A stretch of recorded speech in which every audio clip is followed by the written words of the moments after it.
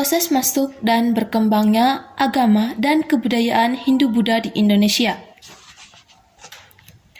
Yang pertama berdasarkan sumber sejarah. A. Sumber dari India. Bukti adanya hubungan dagang tersebut dapat diketahui dari Kitab Jataka dan Ramayana, tetapi tidak menyebutkan kapan India mengenal Indonesia. Yang kedua adalah sumber dari Cina. Hubungan Indonesia dan Cina diperkirakan telah berkembang pada abad ke-5.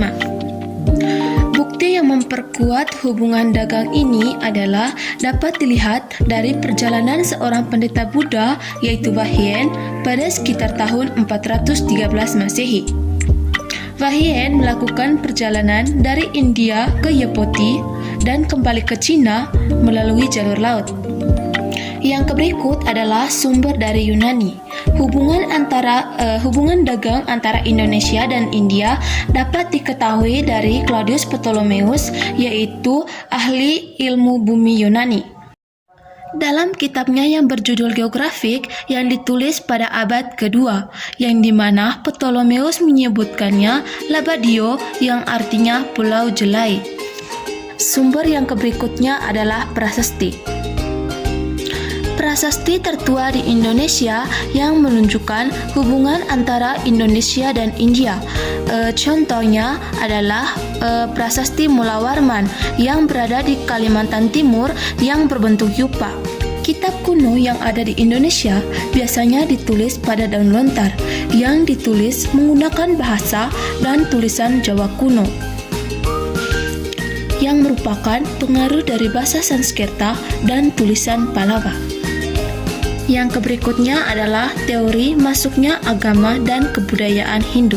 Suatu kolonisasi yang melibatkan penaklukan oleh golongan kesatria tentunya akan dicatat sebagai suatu kenangan. Yang kedua adalah teori kesatria.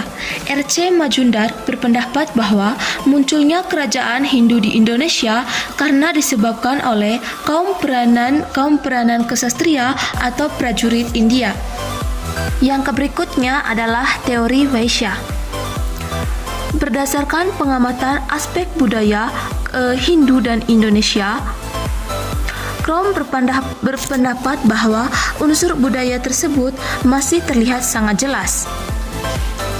Ia menyimpulkan bahwa peranan budaya Indonesia dalam proses pembentukannya India adalah sangat penting. Yang berikut adalah teori Sudra.